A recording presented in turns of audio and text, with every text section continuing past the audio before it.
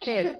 Salud. Gracias. Bueno, ahí sí no es que porque nosotros decimos, allí dice, ahí en España dice Jesús. Ujú. En Colombia decimos salud. Sí. Y aquí, ¿cómo es que se dice? ¿Sí? ¿Cómo? ¿Sí? No, aquí se dice bless you. Ah, sí, es cierto. Beneficazo. Bendición. Yo no sé, pero si lo veis en los tres países, dale por la pendejada de la religión. Uy, sí. Eso sí, te lo metes hasta por los codos. Bueno, no, en Colombia salud, dinero y amor también. Pero eso no fue a partir de esa novela, o esa novela fue. Sí, había una novela que era Salud, dinero y amor. Salud, dinero y amor. Yo no había nacido en ese momento. Yo me acuerdo que mi tía ahí te la veía y a mí no me dejaban ver novelas. Y yo me hacía la dormida en la habitación de ella. Yo estoy viendo novelas. Pero te lo aconsejaba. Es verdad, como tienes cerradas. Estoy también, estoy de ver. Sí.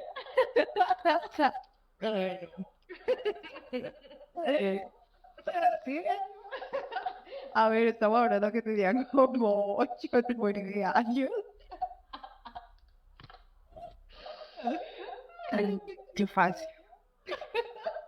Infancia más perdida. No, te fue bonita infancia. ¿Tuvieron bonita infancia? Ah, la mía fue chulísima. Yo creo que fue la mejor etapa de mi vida. Sí, a mí me gustó mucho. Yo recuerdo muchas cosas con mucho aprecio de mi infancia. De verdad,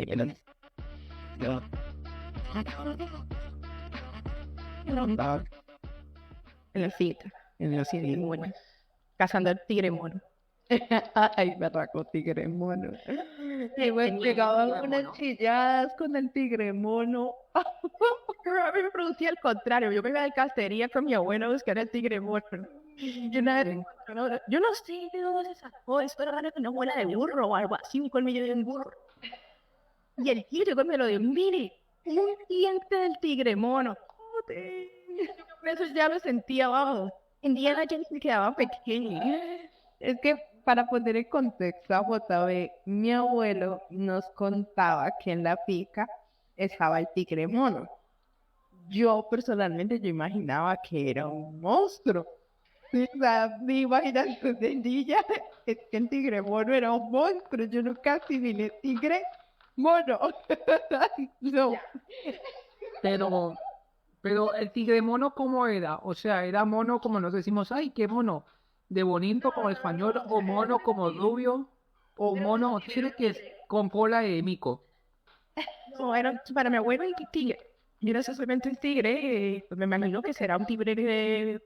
como son los tigres, Uy, eso sí, este era tigre mono, pero el tigre mono. Todo eso era, todo era el tigre. Sí, todo el tiempo del tigre. A mí me decía, a dormir, si no viene el tigre mono.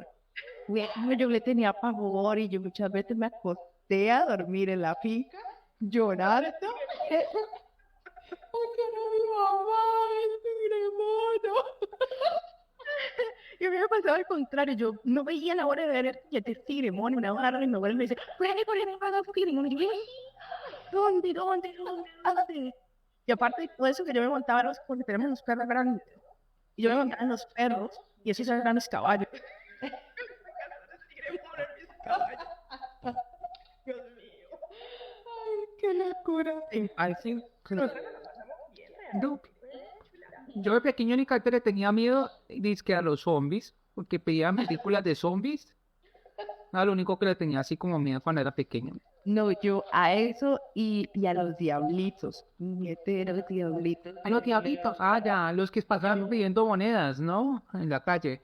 Yo me O los diablitos escondía. de quemar la pólvora. No, los que pasaban en la calle pidiendo plata, yo me escondía, yo no podía. Y eso que en la casa de mi abuela había una reja que era toda arriba para abajo. La jaula.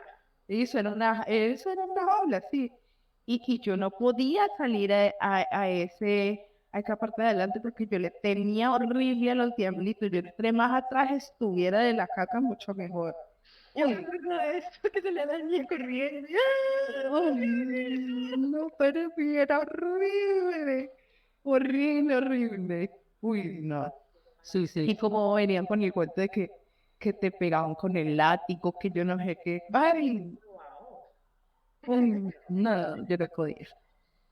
Bueno, pero una buena forma de entrar al tema, ¿no? Porque pues estamos hablando de que el tema era afrontar miedos. Bueno, ¿y qué miedo de la infancia? Pues de que los diablitos, el tigre mono, los zombies. Tenemos mucha tela para cortar hoy, ¿eh?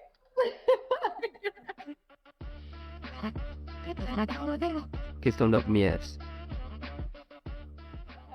Vale, no, empiezo con la anécdota que me pasó. Bueno, no fue a mí. Sucede que a mí sí me ha tocado afrontar, bueno, ayudarle a personas a afrontar miedos. Entonces, como mi trabajo era dictar clases de natación, entonces le enseñaba a la gente a nadar, pero la piscina que yo dictaba clase apenas tenía 1,40, medía 1,40 y hay un lugar que medía 1,20, o sea, no era profunda.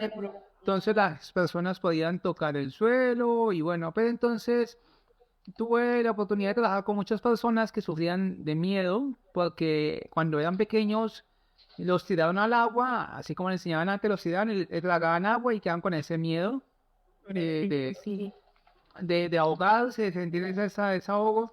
Entonces tuve varios estudiantes, una de ellas era una señora, ya tenía como 50 y pico de años, estaba aprendiendo a nadar y ella me decía que uno de los temores era eso, entonces me resultó la brillante idea de llevármela a las piscinas profundas. La tiraste. Sí, sí, Animal. como los viejos tiempos. Animal. No, no al mar, no, a una piscina. Venga, venga, venga. Conductismo al 100%. Porque te quiero ver cómo va a hacer trauma. Vale. Como primero, pues claro, no, yo ya sabía nadar, ya llevaba conmigo entrenando como 1 año, entonces ya sabía hacer las técnicas, ya hacía crawl, hacía espalda, hacía braza, hacía mariposa, hacía nada con aleta, hacía un poco, pero todo en 1,40, una piscina de 1,40 o 1,20. Entonces, pues yo le decía, no, pues tenemos que afrontar esa situación, ya, pues, ya sabía hacer pecho, así que sabía hacer pecho para o braza, eh, ya puede desplazarse en cualquier momento. La limitante era la piscina. Entonces, también trabajé un tiempo en las piscinas Alberto Galindo. Y ahí la piscina, la más bajita mide 2 metros. Y la más profunda era de 6. Entonces, sí, y yo como buen profesor me ya la llevé para el de 6. Entonces, la vez que le... Mira, peorcito. Entonces, me la llevé, bueno, fue un grupo, ¿no? Un grupo que quería, pues, practicar la piscina porque siempre me llevaba el grupo a nadar en la piscina profunda porque esa era la situación, ¿no? Tener como esa experiencia de nadar en la piscina profunda y la mayoría no tenía como esa experiencia, ¿no? Así que, cuando llega ella con unas bolsas grandes y ¿qué es esto? Y cuando veo que era un salvavidas de mar, y grandotes, llegó con eso, con los salvavidas, así como si fuera para el mar. Y le dije, Claro, ella tratando de... bueno, entonces, no, la cuestión era solamente hablarlo, reforzarle de que ya tenía un conocimiento, que podíamos avanzar, que yo no sé qué. Y bueno, al inicio pues le hice el acompañamiento, acompañarla pues con los implementos, después ya él desplazándose ella sola y ya se dio confianza, ya entraba de cabeza, o sea, ya clavaba, salía y hacía la técnica, como si salía, hacía como contención, pero la primera vez, ya la segunda vez ya la estaba tranquila hasta que, ¡pum! A los días siguientes me la llevé a la competencia, porque había la competencia en ese entonces, y no le llamaba a competir. Y así puedo afrontar ese miedo a ir a la piscina profunda. Pero eso sí, la mejor. Qué bien que no te No, nivel, yo que no te nivel, pero- te das una aro profundo, ¿ves? Como en los viejos tiempos. Pero es que la cosa es que los miedos no representan eso en particular. O sea, ella no le tenía miedo al agua. Ella tenía miedo a otra cosa que representaba esa profundidad, esa agua. O sea, guay, que al final ella pudo afrontarlo de cierta forma, manejarlo y todo este rollo. Yo creo que lo hiciste muy bien en ese caso, porque le diste seguridad. Pero los miedos siempre representan otra cosa que no tienen nada que ver normalmente con el miedo en particular. Claro, y sus miedos. Tengo miedo horroroso a la sangre. A la sangre. Y después que llegué del baño. Pero no, realmente si la veo en una persona con mi mente. Una vez vi a mi mamá, tenía un sangrecilla en la nariz, pero me envarisqué, o sea, pero tremendamente. Sí. Mi vida la persona, tú estabas en esas veces tragatora, ¿no? Ay, yo no me acuerdo. No, estaba Valeria y Camila Valeria, estaba mi hermana. Ay, entonces, por ver de noche como loco, lo hace en el piso. Y la gata llegó y arrancó a correr. Claro, bueno, entre su corredera, corrió encima de mi cara y me la dejó allá toda. Es que yo comencé esta parte es tiene mucha pena. Y claro, la sangre por todos lados. Cuando yo me fui a ver al espejo, fue muerta total. Pero sí, creo que mi miedo viene porque una vez una persona en la calle, una persona que tenía problemas mentales, le pegó a mi abuela en la cara. Me acuerdo tanto esa imagen de ver a mi abuela chorreando sangre, todos lados y todo eso, que eso como que me impresionó tanto que ahora cada vez que veo, porque yo puedo ver la sangre en otras partes, puedo ver la sangre, ¿sabes? No pasa nada. Pero en esas circunstancias puntuales me cojean, me hacen perder la conciencia del miedo que me da. Sí, claro, mira, tienes una experiencia asociada a, ya. Entonces, claro, esa experiencia hace de que precisamente lo que te identificas cuando ves sangre, pero en la persona que aprecias, que es algo para ti. Claro. Y precisamente ahí viene pues la raíz, ¿no? Claro. Entonces, claro, el cuerpo ya asocia esa situación, así haya pasado mucho tiempo, así una hora entienda que las condiciones son diferentes. Pero claro, eso ya quedó en ti, en tu cerebro ahí guardado como, si sucede esto, peligro. Sí. Y es la forma de autodefensa del propio cuerpo, ¿no? Sí. Claro, total, bueno, paz que paga y por eso lo de la sangre, afortunadamente no veo eso normalmente. ¿No?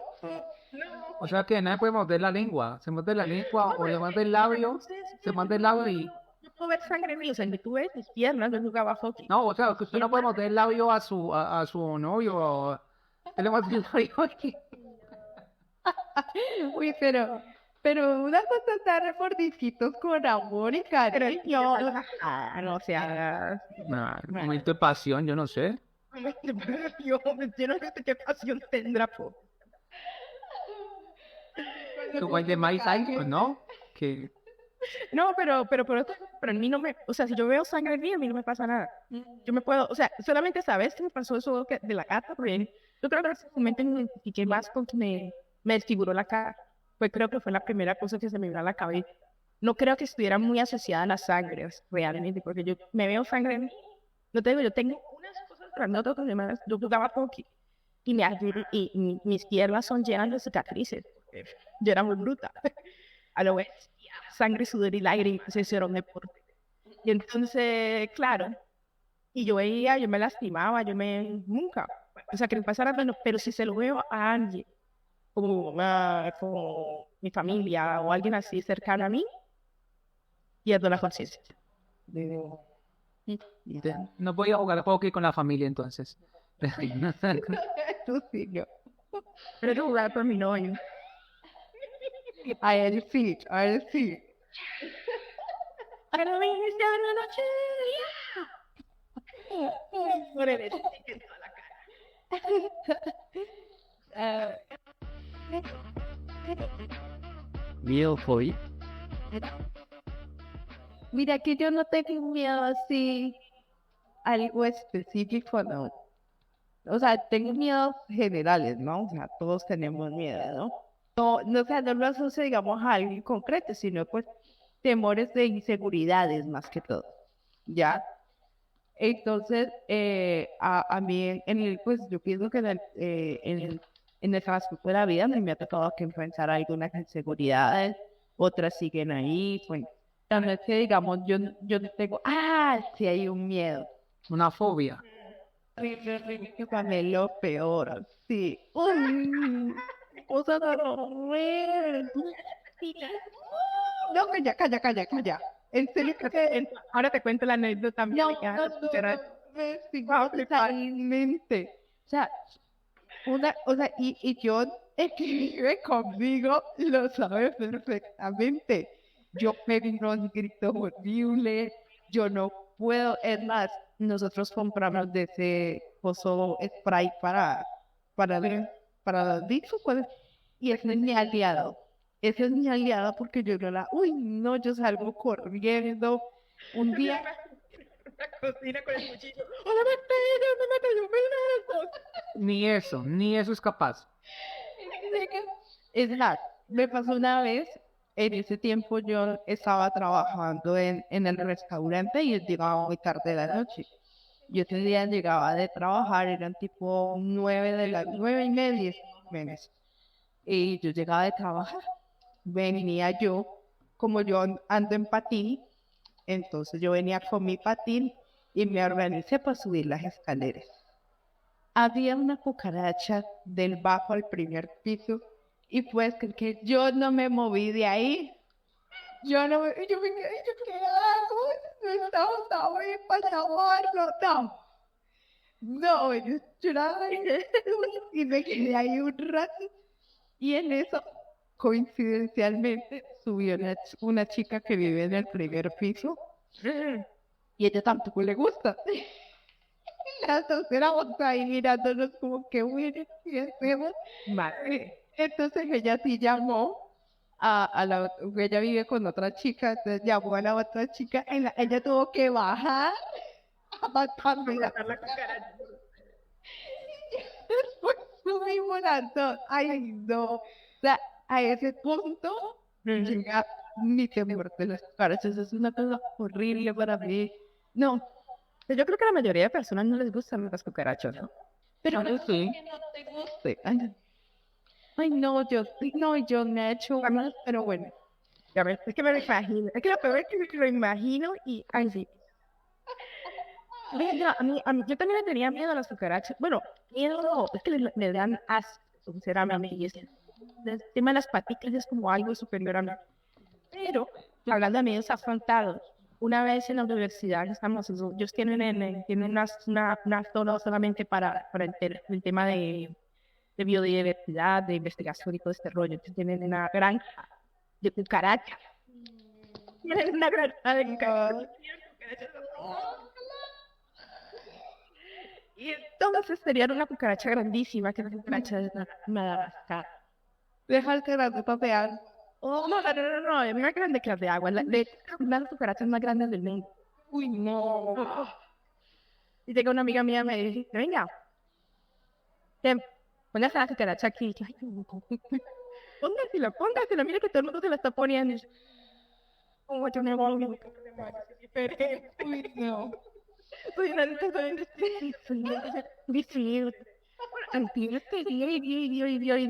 hasta que me la puse y sinceramente poco a poco me fui sintiendo más cómoda al respecto de su presencia, pero fue difícil, pero me ayudó, por ejemplo, a eso. Ya ahora me dan asco, pero no me da miedo, sinceramente. Gracias a la bebé, vale. Pues bueno, a uno le da miedo la cucaracha hasta que huele, ¿no? Hasta que sale y empieza a volar. Y dice, La versión 2.0 de las cucarachas. Sí.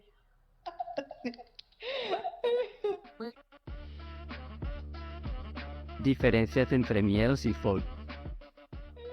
Pues mira que yo no es que le tenga fobia o temor a cosas. Bueno, creo que tendré los miedos comunes como de cualquier persona, pero fobias o temores no, porque bueno, yo recuerdo algo que me pasó y es que mi papá siempre fue muy estricto conmigo, fue demasiado estricto y todas esas cosas. Pues claro, me daba miedo de él porque me pegaba y todas las cosas, era muy fuerte conmigo.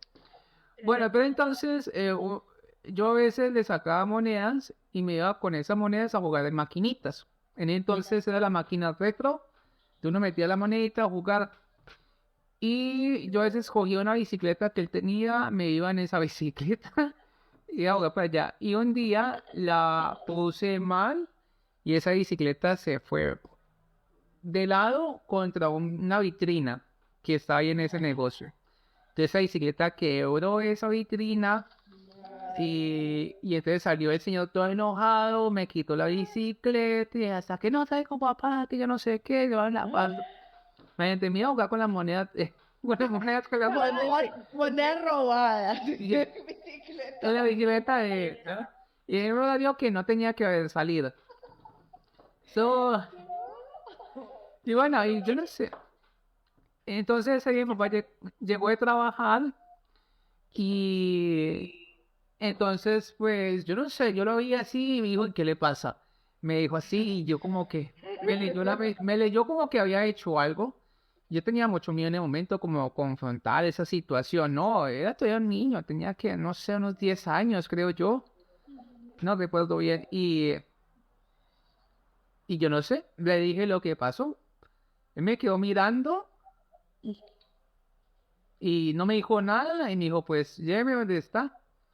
Y bueno, fuimos hasta allá, me acompañó, habló con el señor, pagó lo que tenía que pagar, recogí la bicicleta y ya. Y desde ahí ya no volví ni a sacar ni moneda. No sé, fue como, no, sí como esa conversación o ese insulto, no, sino que pues como que vio que fui capaz de enfrentar la situación así y ya, y no lo volví a hacer tampoco, ¿no? Pero eso fue como un miedo que tenía y no sé.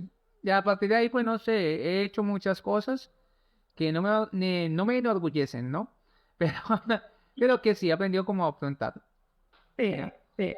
Sí, yo siento que, bueno, cuando nosotros crecemos, precisamente a medida de que evolucionamos como personas o como seres humanos, vamos cambiando esos miedos, ¿no?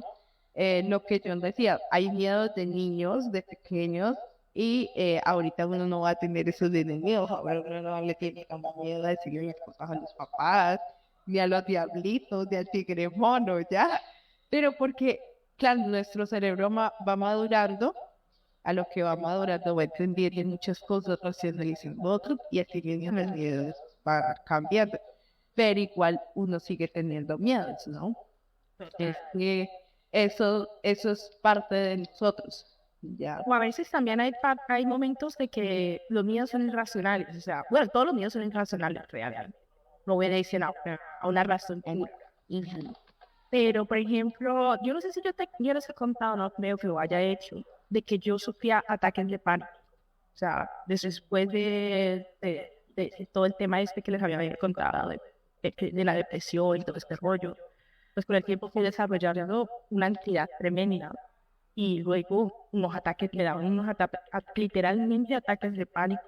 Y sobre todo cada vez que tenía que salir de la casa.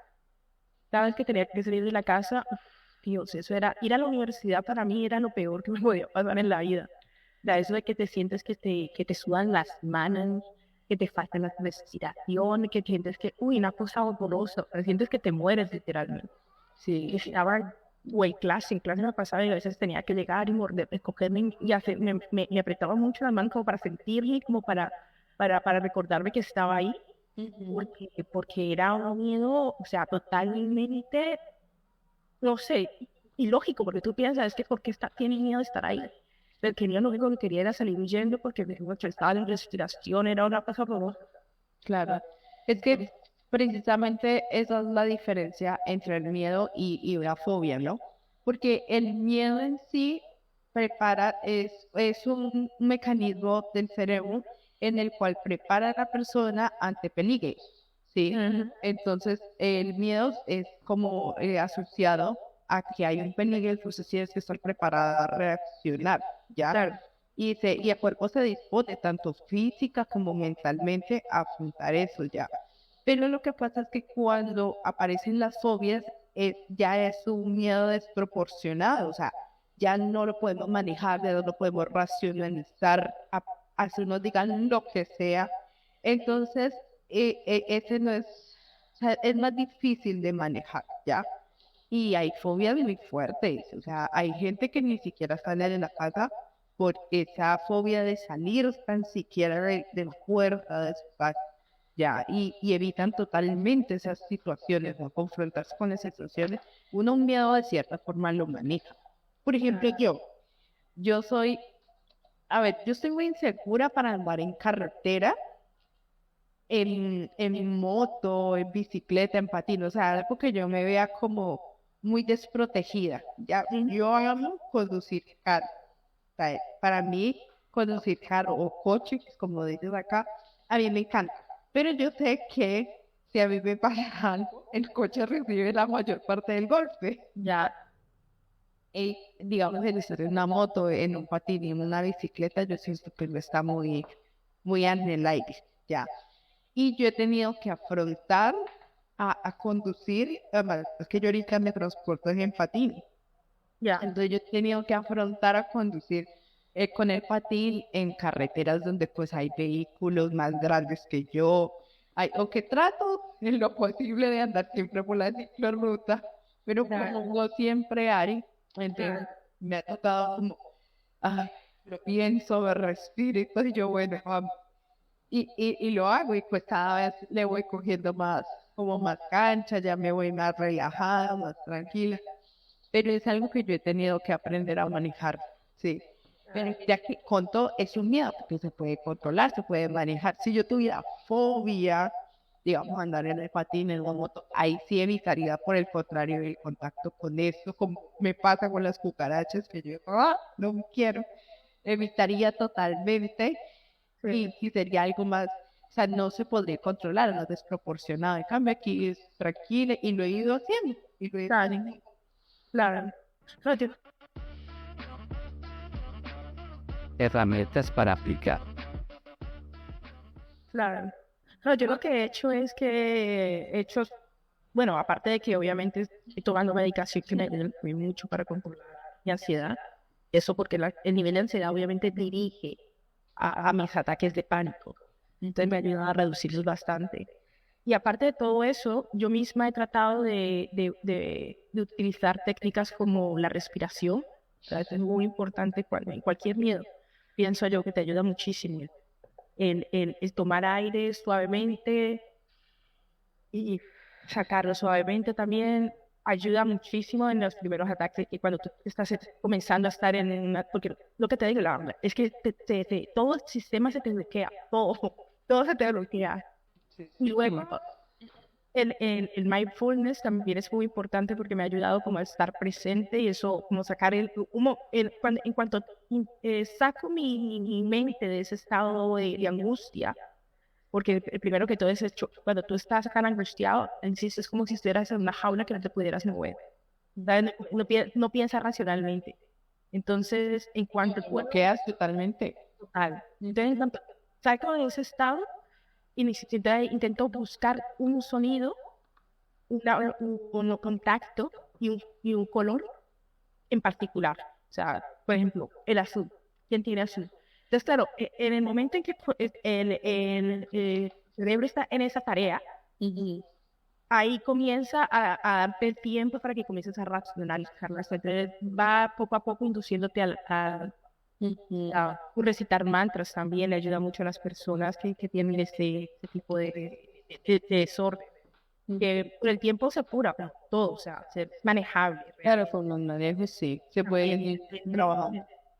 También depende del tipo de gravedad. Hay gente que, por ejemplo, me ha llegado esto es nuevo para mí, después no, durante un proceso de depresión muy grave que he tenido, muy grande. Entonces, claro, esto ha sido como parte del todo. Pero en sí, se puede manejar y se puede curar.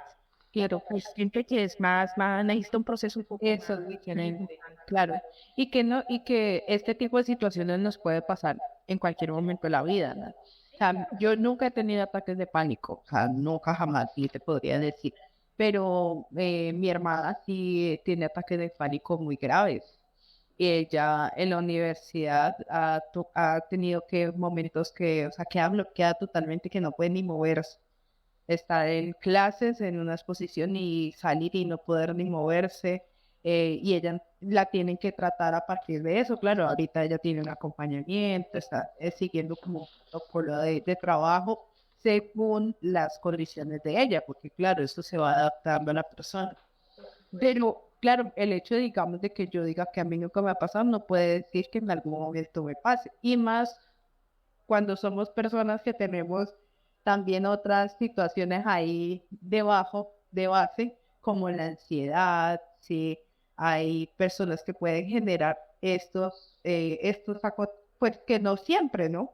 Puede que sí, como puede que no, que lo pueda generar.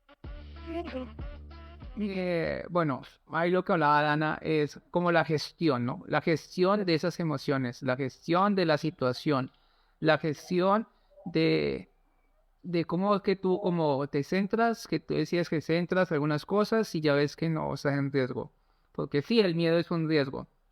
Sucede que yo soy asmático desde muy pequeño. Yo siempre fui un niño enfermo. Todavía enfermito. Todavía estoy enfermito. Me voy a enfermito. Desde los 2 años sufrí de asma. Sí, o sea, siempre tenía asma y mi papá me pusieron a nadar. Entonces hacía natación y ahí donde empecé pues lo del deporte, ¿no? Bueno, bla, bla, bla. Y una de las cosas que llegué a sentir mucho y que me da mucha ansiedad era la falta del aire. Cuando te da una crisis de asma tú no puedes respirar. Entonces me tocó ir muchas veces a la clínica para que me metieran oxígeno y bueno, y ya adulto también me tocó muchas veces pasar por eso. Y es una sensación desagradable porque cuando tú no respiras, pues sientes ese jadeo y un poco de cosas. Entonces me ha tocado sí o sí aprender a manejar la respiración. Cuando estaba trabajando, lo primero que me estaban enseñando era hacer apnea. ¿Qué apnea? Pero ¿por qué apnea? Es lo que yo venía con esas sensaciones de falta de aire y ahora me tienen que enseñar a hacer eso. Cuando Enseñar a vivir sin aire. sucede que una de las pruebas para hacer buzo en apnea es que tú llevas un equipo básico que es la careta, aletas y el peso, ¿no? Un peso, un lastre. Y una de las pruebas era bajar una profundidad, esa vez me tocó bajar 8 metros de profundidad. En el fondo te quitas todo el equipo, te quitas la careta, te quitas las aletas, te quitas todo. Le haces el ok al instructor, al profe que está ahí, que le está ahí viéndote. Está con tanque, ¿no? Está con equipo autónomo de buceo, ¿no? Él te está evaluando. Y uno le toca volverse a poner todas las cosas. Ponerse la careta, ponerse el lastre, ponerse las aletas en el fondo. Y salir. Ya. Y eso no demora mucho. Eso cuando bajar, hacer eso y subir son casi como un minuto de apnea. Eso entrenándose pues se hace pero la situación es como que cuando tú bajas, tú sientes la presión en el cuerpo y cada vez que estás abajo, la luz a partir de los 5 metros ya no se ve. Entonces está como oscuro eso, no ves nada y esa sensación como un poquito angustiante. Yo solo pienso en los bichos que puedan aparecer por ahí. No, pues de malas, pues cucaracha marina tiene que haber, ¿no? La cosa con los miedos en general, o sea, tanto miedos pequeños como el que tú hablas también, llegar uno a sumergirse en una profundidad de saber que es la impotencia, ¿no? de verte allí o en mis ataques de pánico. O sea, algo que yo he comprobado, no solamente con eso, sino porque de verdad también me gusta mucho el mar. Y entonces me metía unos fustanazos horrorosos cada vez que me revolcaba y tragaba agua. Hasta que yo siempre pensaba, tengo que aprender la forma de no volverme nada, porque siempre decía, es que es el pánico. Cuando te revuelcan las olas, es el pánico de que se van a ahogar, ¿no? Sí. Entonces eso lo sentimos todos. Pero es que disculpa, hay una cosa y es que sí hay un riesgo real. O sea, aquí hay riesgo real y sí da miedo. El riesgo real está en tu mente, o sea, no solamente es la dinámica. Pero es que para eso hay que tener información. Sí, o sea, sí tienes que informarte. Tienes que informarte porque cualquiera no puede hacer eso. Claro, no, pero es que no me refiero a, me refiero es que, bueno, por una parte, yo soy un little hard, todo el mundo lo sabe. Hago cosas que, en fin, anyway. El punto es que descubrí a través de ello que el secreto estaba en parar la mente. Entonces, la cosa es que yo cuando me cogía la ola y me metía en la revolcada, estaba en el proceso de... No, en serio, trataba como de parar mi mente y decir, vale, esto no te vas a morir, te vas a calmarte. Porque el cerebro entra en una etapa, y eso me pasa a mí cuando tengo los ataques de pánico y por eso de respiración, por eso de mindfulness, porque lo que estoy intentando en ese momento es parar la mente, decir, ok, no estás en crisis. Es la primera cosa, porque cuando tú estás en un momento de crisis, ya sea en un momento crítico como debajo del agua, que te pasan esas cosas, o no sé, en la emergencia, hay gente que llega y le dan pánico y se queda congelada. La cosa es que en el momento en que tú paras la mente, después puedes pensar y actuar. Pero cuando tú no paras la mente y estás en pánico, ahí es cuando te ahogas. O sea, lo mejor que puede pasar en el mar cuando estás en ese punto, flotar. ¿Y cómo flotas? Dejar que tu cuerpo simplemente se... Ahí vienen varias cosas. Es que, bueno, complementando, es que no solamente es poner la mente en blanco, sino que los ejercicios que hace es para mitigar el proceso metabólico que estás realizando, porque cuando entras en una situación de pánico, hiperventilas. Entonces, al hiperventilar empiezas a aumentar más el oxígeno que el dióxido de carbono. Entonces, ese desbalance el hecho de hiperventilar, si en este momento hiperventilas, de una vez te mareas. De una vez. O sea, no estás consciente de eso. Tú lo hiperventilas y ya quedas mareado por un desbalance del CO2. Es un proceso inconsciente, sí, porque es una respuesta que el mismo organismo lo está haciendo automáticamente. Él está en alerta y reaccionó así. Entonces empiezas a hiperventilar. Lo que tú tienes que hacer es que este proceso inconsciente, volverlo consciente. ¿Ya? Entonces, claro, al tú volver consciente esta situación, es donde le das el manejo. ¿Ya? Entonces, como está hiperventilado, entonces, no, o sea, tengo que yo misma manejarme, manejar mis pensamientos y decir, no, ya, no vamos a morirnos, pero porque tengo todas las capacidades y las herramientas. Entonces, si empiezo respirando bien, ya, obviamente, hacer ese clic es muy difícil si no tengo la práctica. Si yo no sé hacerlo, no va a salir tan naturalmente, ¿ya? Lo que decía yo, claro, eso necesita una preparación, ¿sí? Necesita yo poseer las herramientas para poder salir de ahí. Eso no era noche a la mañana y se iba a hacer, no. Es esa preparación previa y ahí es donde las herramientas te dicen, claro, como el mindfulness, el ser consciente, el ser consciente del aquí y el ahora, eso es lo que ha ayudado mucho dentro de estos procesos. Ahora, como decía, claro, no estamos exentos a que pueda pasar una emergencia en cualquier momento.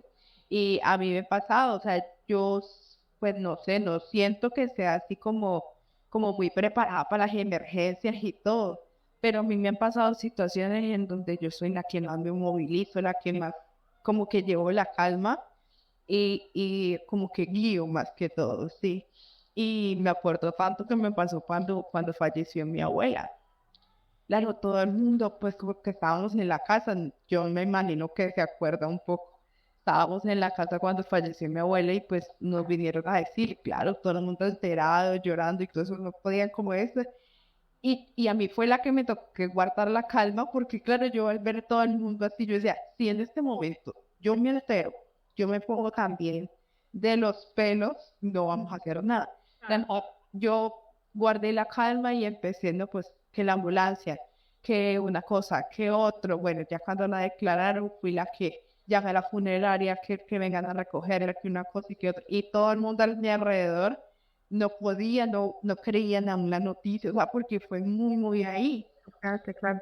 Entonces es eso, de pronto es porque yo, claro, como he tenido las herramientas y a mí me ha gustado mucho durante toda mi vida practicar el yoga, la conciencia, el ser consciente, el aquí y el ahora. Entonces de pronto, claro, todo eso ayudó en que en ese momento particular pudiera afrontar la situación controladamente. Ya está. Es un proceso de que las personas, si no se preparan, no lo saben manejar y no es algo que se maneje de un momento a otro. Ya, o sea, hay que tener una preparación y las condiciones previas, pero igual no es difícil. Claro. Ya es Yo pienso que la primera parte, el primer paso es ser consciente de que uno se bloquea ante determinadas circunstancias y trabajar en base a ello. Es lo que te comentaba. Yo comencé a ver lo de las zonas y entonces yo me encabé solo. Yo digo, bueno, yo no voy a permitir que esto me vaya a ganar naturaleza versus Carolina. O huevos que ganen. En fin.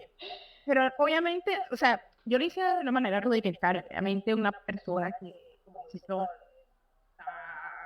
a otro nivel, es otro nivel, pero era simplemente vencer el miedo a ser revolcado, porque nos pasa a muchos, ¿sabes? El miedo a ser revolcado, que luego hay otras formas, seguro que lo hay, pero sobre todo es como te digo, y no solamente ante eso, yo he hecho rappel, ¿no? La primera vez que hice rappel, yo me acuerdo que pusieron el arnés y todo eso, y estamos en un edificio super alto, y estamos haciendo una edificio, no, venga, tírese. ¿Ah? Tírese. Gara, escuchó bien, ¿verdad? Yo. Y me tuve que comer mi miedo y tirar para abajo. Luego que llegué abajo dije, pero claro, o sea, por eso digo, la habilidad de simplemente llegar, hay muchas situaciones que nos pasan estas cosas, pero hay que ser consciente. No está mal sentir miedo, porque nos avergonzamos a veces de sentir miedo. O decir, no somos débiles tampoco por sentir miedo. El miedo nos ayuda, o sea, como dice Nanis, nos ayuda, es un aviso de peligro. O sea, hay que siempre oír a nuestro cuerpo. Si tenemos miedo es por algo, no es gratuitamente. Pero cuando ya es una situación como la que estamos viendo, que siempre nos paralizamos ante ciertas circunstancias, cuando tenemos una situación de peligro, lo que sea, que sabemos que nuestra mente entra en ese bucle, pues hay herramientas como dice John, podemos trabajar la respiración. Cuando tuvo que hacer el curso de apnea, pues él aprendió a respirar y aprendió a afrontar ese miedo a través de eso, ¿no? A través de esa parte. O, insisto, hay herramientas como mindfulness, que es buenísimo. Hay la reacción positiva, no estoy segura si funciona en ese caso.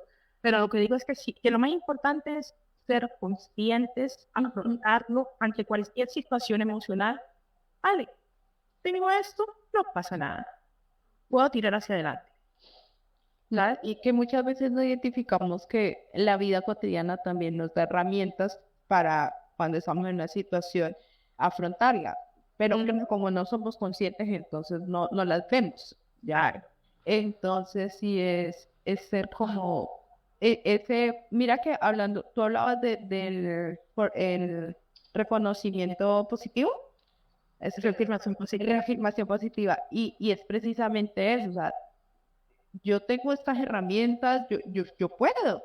Y es convencerse a uno mismo de que sí, o sea, yo puedo porque he adquirido en mi vida ciertas herramientas, ¿ya? Entonces, eso también ayuda muchísimo, ¿no? Y ahorita, si lo evaluamos, cuando somos adultos, desarrollamos otros miedos que, pues, como lo hablamos ahora, de niños no teníamos. Pero son miedos que igual se pueden ir manejando. Por ejemplo, yo buscando un poco y investigando, los miedos más comunes son, por ejemplo, el miedo al cambio, miedo a lo desconocido, ¿sí? Miedo a equivocarse, miedo al éxito o al fracaso, ¿sí? O miedo a no estar a la altura.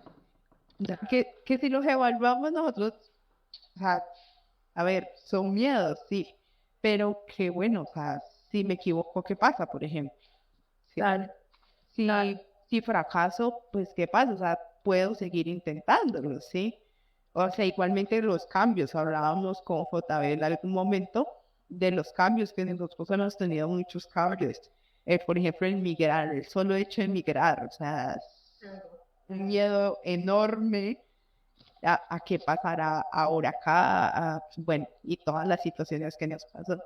Pero que mira, o sea, con todo el miedo hemos ido adelante, hemos superado muchas cosas y estamos aquí y todos los días trabajamos para seguir adelante. Pero entonces es trabajar eso, o sea, van a estar. Eso sí, esas situaciones van a estar, van a pasar en cualquier momento, como dice mi papá, la vida nos cambia en un segundo. Uno no sabe qué puede pasar. Total. Lo que es entender que tenemos las herramientas, que podemos afrontarlas.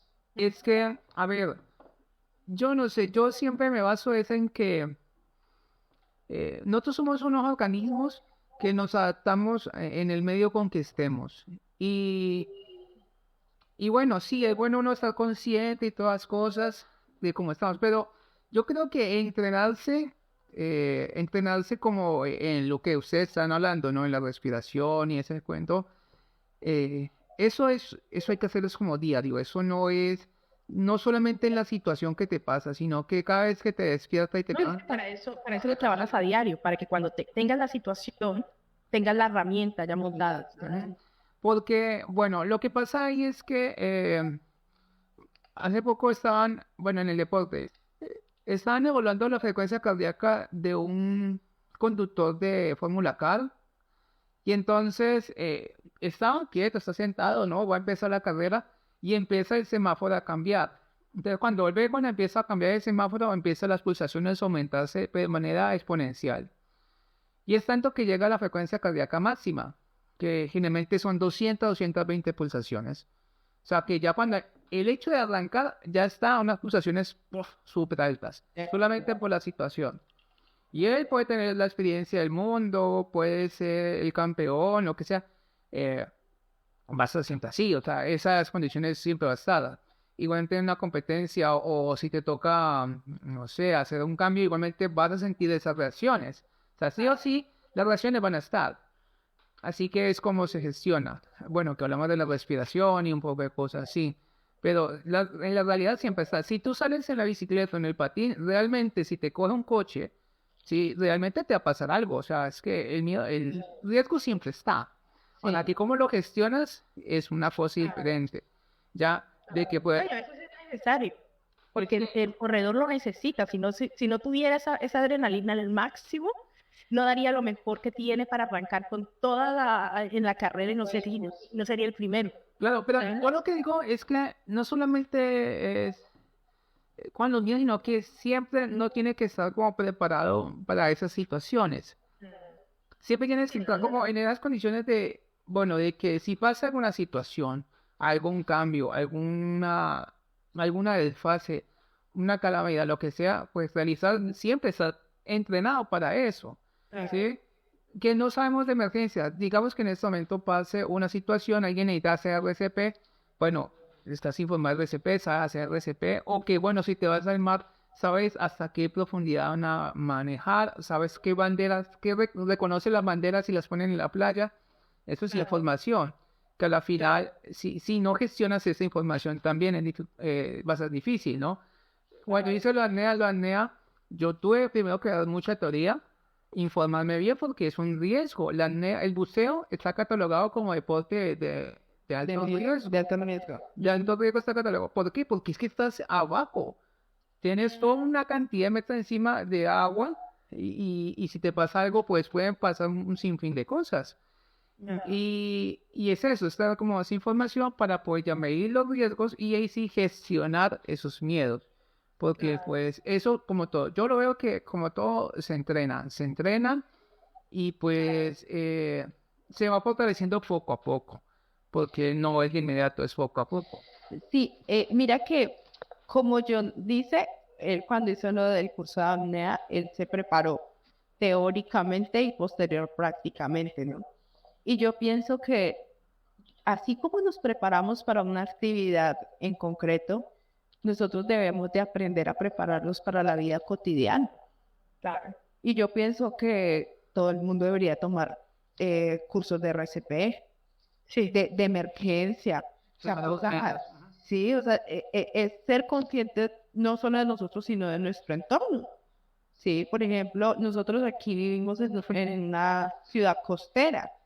Entonces, bueno, y si llega, uno nunca sabe, un tsunami o algo así, ¿ya qué? ¿Qué pasa si no te termino de contar algo más?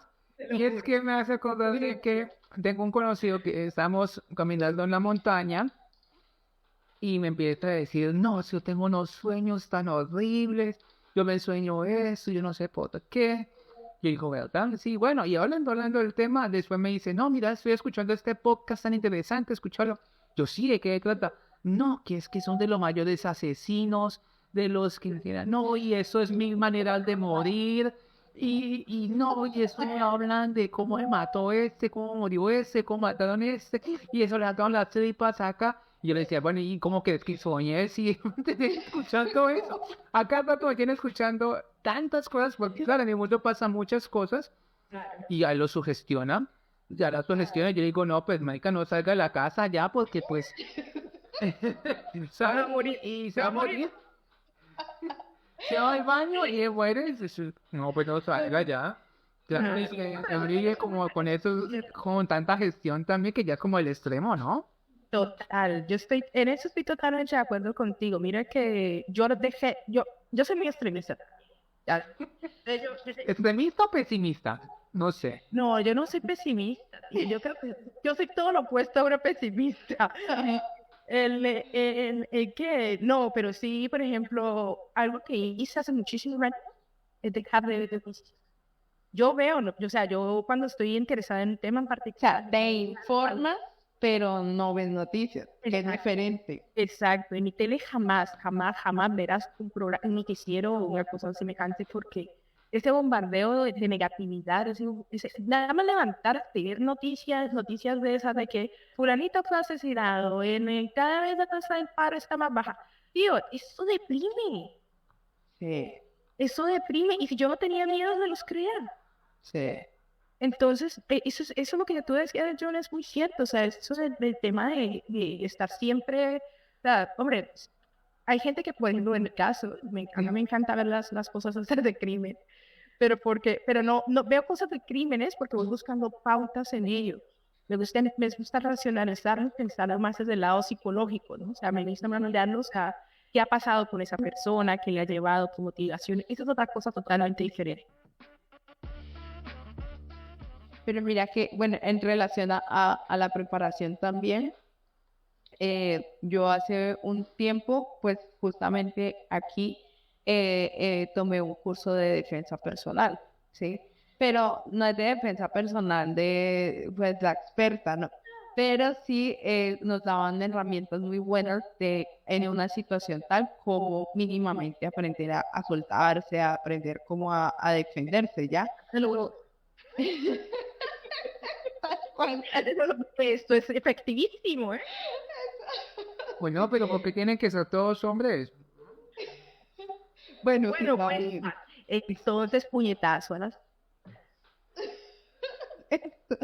y algo que yo sí me decía era que pues él le pareció muy chévere que yo estuviera en ese tipo de actividades porque él decía, sí, usted tiene que, o sea, cualquier mujer tiene que aprender a defenderse, igual así como los hombres, o sea, uno nunca sabe que puede pasar, y ahora con tanto loco que hay por ahí, pues, Ahí Dana le faltó fue calle. Por favor, calle. yo sí soy tan gamina. ¿Es que no le has contado la situación que te pasó con el loco? Ay, es que a mí me pasó una situación, yo no sé si Caro algún día se lo llegué a contar, que a mí una vez, pues yo en ese tiempo estaba trabajaba muchas horas al día, y pues como siempre, nosotros rebuscándolas, ¿no? Y yo estaba mucho tiempo pues en ese tiempo vivíamos en una habitación, entonces yo mantenía la habitación encerrada porque pues sin dinero y sin nada, pues ¿para dónde? Entonces hablamos con Johnny y yo me decía, no, pues sal a caminar, hacer algo de actividad. Y yo, pues sí, ¿no? Pues así sea una vuelta a las manzanas, bueno, cosas así, pues para hacer algo. Todo el día yo encerrada y me aburría. Y salí, me fui y dije, no, había como una avenida principal y al lado había una ciclovía y había mucha gente ahí haciendo ejercicio y todo eso. Yo, bueno, me fui yo por ahí caminando y me detuve un momento porque sí, a mí me encanta vitrinear. De ya un negocio donde hacían de estas cocinas súper bonitas, ahora todas modernas, y yo, tan chévere, ven, me puse yo a ver, y al lado se paró un señor, pero a ver, a unos 50, casi 60 años, y un poco más alto que yo. Entonces yo me paro ahí, yo viendo ahí, y me digo, están bonitas, ¿verdad? Y yo, sí, están muy bonitos. Y Jimmy me dice, ay, ¿tú quieres tener algo así? Y yo, ya algún día. Y entonces empezó a decirle que sí, que él me daba la oportunidad, que fuéramos ahí debajo de un puente, que a darnos unos besos y él me ayudaba a conseguir eso, que yo no sé qué. Y yo, ¿qué? Entonces yo, no, gracias, y fui. Entonces, a lo que yo me fui, me cogió del brazo y me devolvió. Y que sí, que venga, que vámonos y a jalarme como para debajo del puente. Y en eso, justo en eso, se quedó solo todo. Nadie pasaba, nadie. Y yo vi este tipo y ay, no, claro, yo empecé como a caminar más rápido, como a zafarme de él, pero él detrás mío a cogerme, claro, como él era más grande que yo, a cogerme del brazo y a devolverme, que yo no cagué. Y yo, y salí yo. Entonces, yo me dice que en ese momento me faltó a mí saber cómo defender y decirle de todo, decirle las groserías que yo nunca digo y todo para que me viera como más, por decirlo así, como más empoderada, ¿no? Pero una situación horrible que, uy, no. Pero es que el solamente hecho de sentirte agredida te frena. O sea, si tengas todas las herramientas para defenderte, es difícil, es complicado porque, o sea, yo te lo digo desde el punto de que a mí también me pasa, yo después he contado que a mí sí, me han pasado muchos temas, sobre todo esa índole. Yo que me picó el pecho en la calle, o sea, me devolví, igual lo que no creo yo es que yo me fuera a devolver a pegarle. Y me ponían y gritaban, ¡loca! ¡No te he hecho nada! ¡No te he hecho nada! Bueno, en fin, el tipo así, estaba contigo. Pero otra vez me acuerdo tanto de que había un tío que me estaba siguiendo, eso fue en Madrid, y me estaba siguiendo al punto de que llegó y se metió a mi portal del edificio.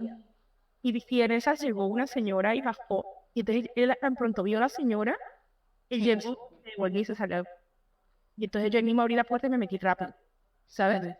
Pero es lo que te digo, o sea, hay veces que sí, que como dice John, hay veces que te da la oportunidad de confrontar esas situaciones o de, ¿sabes?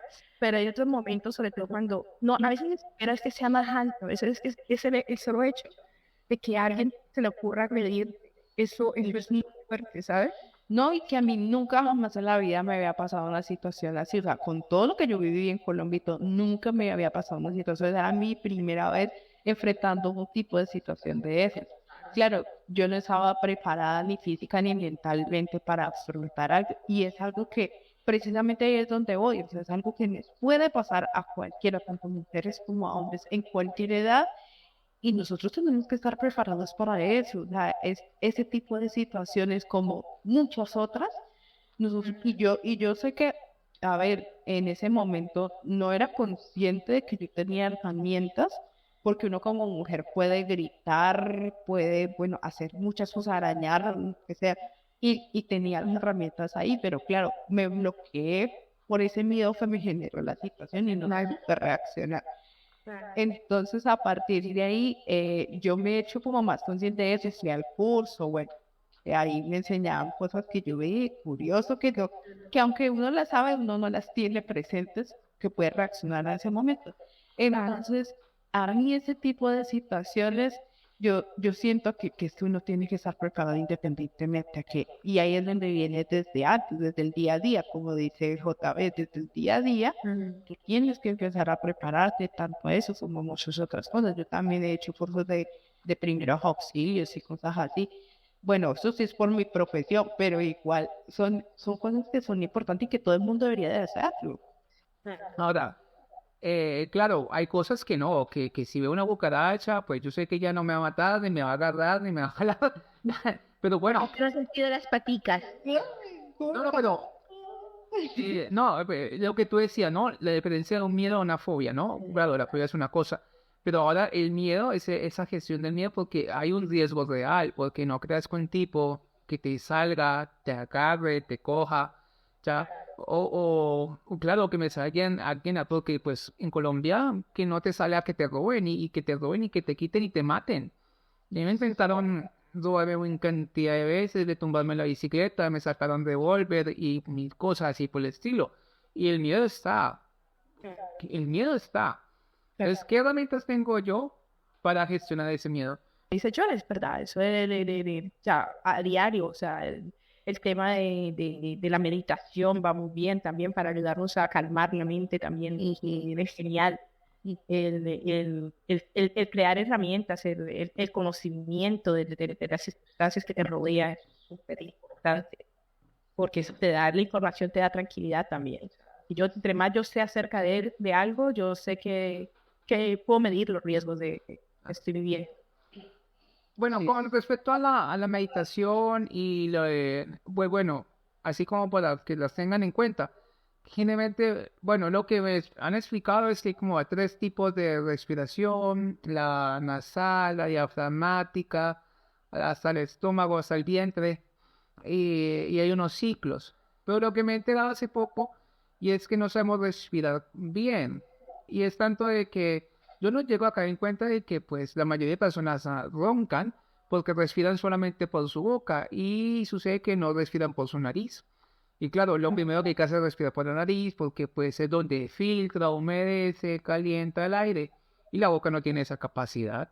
Entonces, la primera parte es como hacer eso, que el aire entre por tu nariz y entonces oxigena toda esta parte de frente de tu cabeza. Ahora, la respiración tiene que tener unos ciclos. Hay unos ciclos, hay unos tiempos. Y no siempre está. No, yo respiro normal, pero no, hay unos ciclos de inspiración y expiración. Y en esos ciclos, pues tienen que haber unos lazos. Si vas a respirar, pues inténtalo hacer, tomar aire profundo y lento. Y botarlo lento. Nariz, toma aire por nariz, profundo, y lo botas lento también por la nariz o por boca.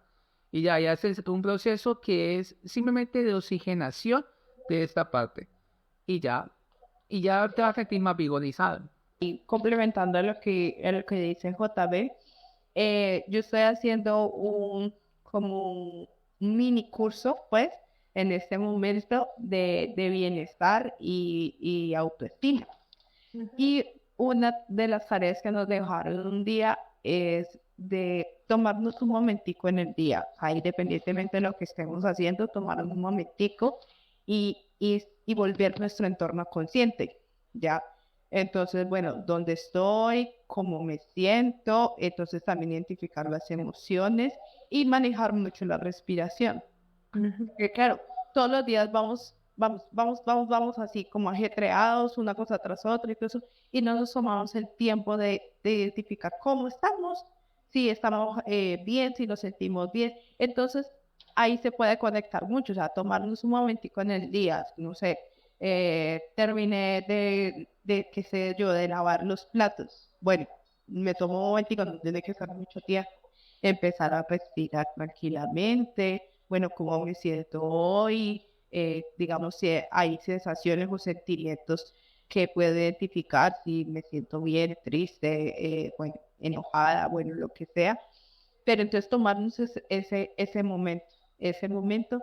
Y no creas que al inicio cuesta, al inicio va a costar un poco, pero después, como ya se vuelve parte de nuestro día a día, ya ante situaciones, este hecho, este momentico que nos hemos tomado todos los días, nos puede ayudar en esa situación en particular a ser consciente de que, bueno, cómo estoy, cómo me siento y qué herramientas tengo para afrontarlo. Ya. Claro. Entonces sería un ejercicio muy chévere que se puede todos los días ir. Incorporar a la vida diaria, total. Claro.